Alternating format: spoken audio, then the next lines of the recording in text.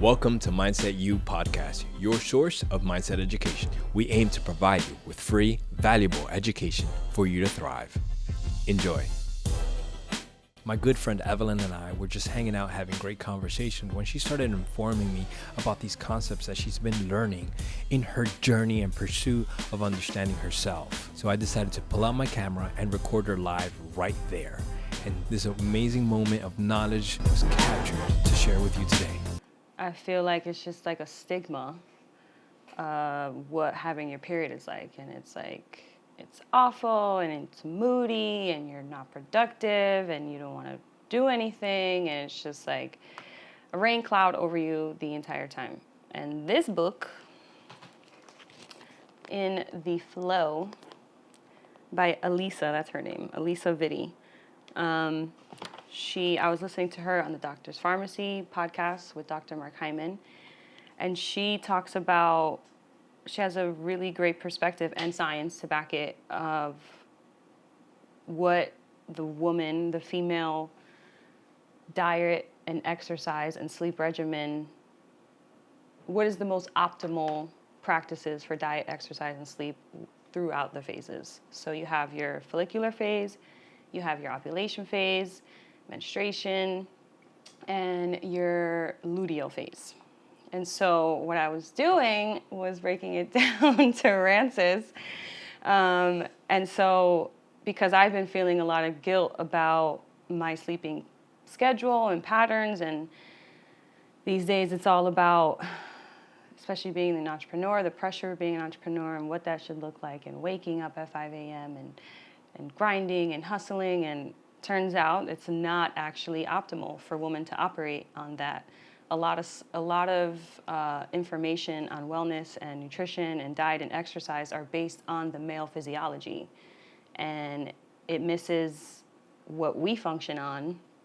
There's our circadian rhythm. We all have an infradian rhythm, but women have a circadian rhythm that we need to address and pay attention to and adjust our lifestyle practices, habits, needs accordingly. So with the first half of the phase, and I'm looking at my notes, it's the follicular and your ovulation phase. That's the first half. So in these phases, I'm not like 100%, I'm still reading the book, but this is when your resting cortisol levels are actually lower. So that means your stress levels are actually lower. And that's, if you think about like your physiology at that time, your uterine lining has already shed now at this point, and you're creating the optimal space for your uterus to do its thing throughout the cycle. And so it's all about nurturing your body, and it's just a less stressful environment. So your resting cortisol levels are lower, as well as your metabolism, it's actually a little slower. So, which means that when you're digesting food and whatnot, it's the process of all of that, digestion, absorption, and all of that is running a little slower than it would in the second half of your phase. So how do we adjust diet and exercise and sleep accordingly in our follicular and ovulation phase? According to Alisa Vitti, she says that because your resting cortisol levels are actually a little lower, it's okay to actually go into exercise that can create, that causes more stress on your body. So like HIIT training, running is great, Spartan training, boot camp style exercises. So going like all into exercises that are going to challenge your body, challenge your mindset, all of that is going to be great because you have more of a capacity for it and for the experience to truly take it all in.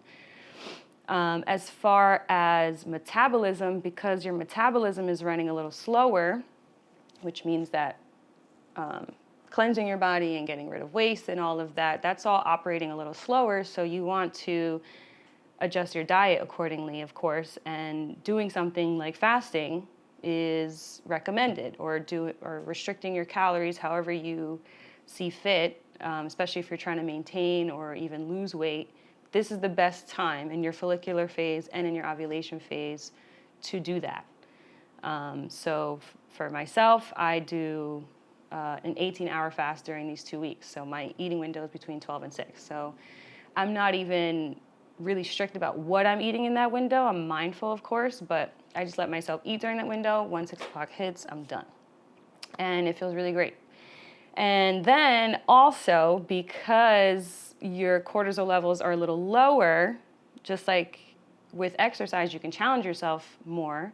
Same thing with sleep. So this is the time during these 2 weeks to wake up and not to snooze that alarm, to wake up at a time a little earlier than you would, or a time that may seem challenging for you because you have, again, the capacity for it, being that your resting cortisol levels are lower.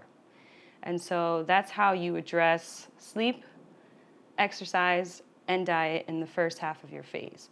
And then the second half of your phase, everything is kind of the opposite. So your resting cortisol levels are actually higher. Your body's working a lot more, trying to prepare your uterus to have babies.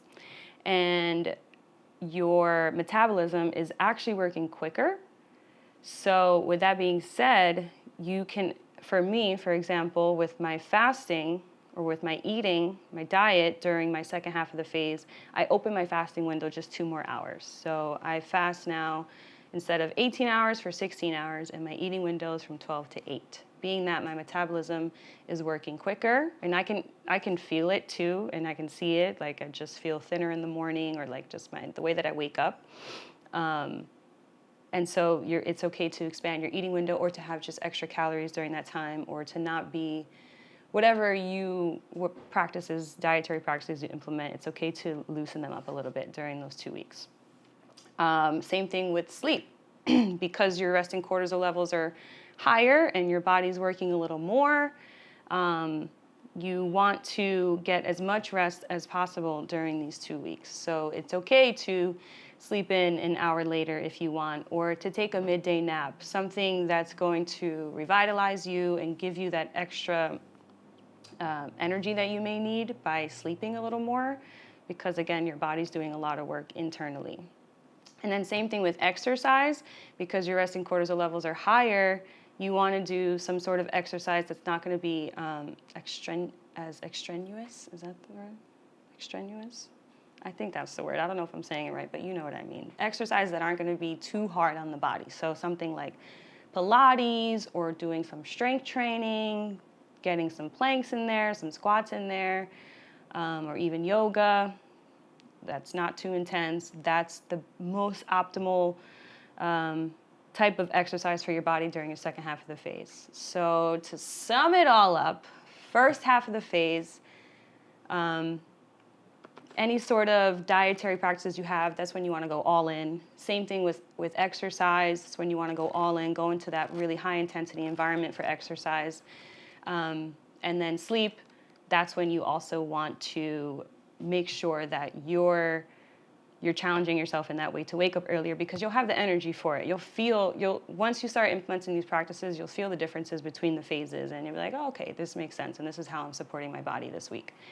And then the second half, in terms of exercise, remember your resting cortisol levels are higher and your metabolism is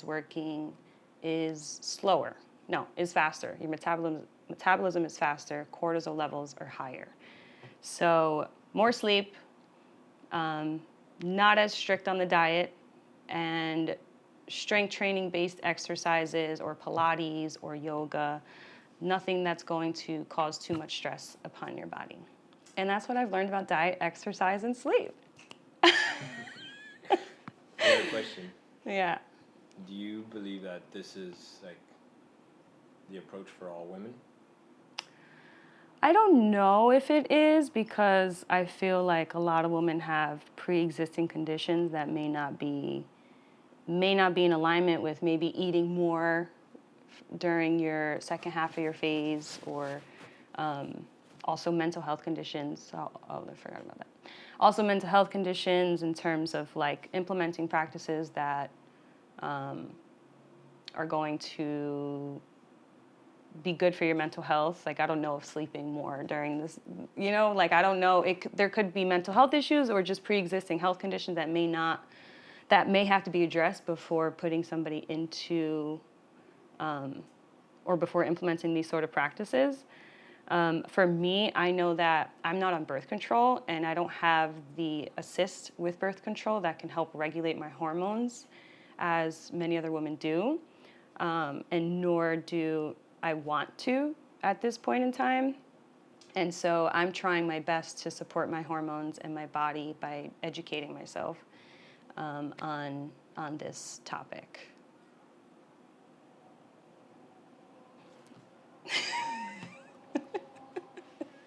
What does your health, love life, spirituality, career, finances all have in common?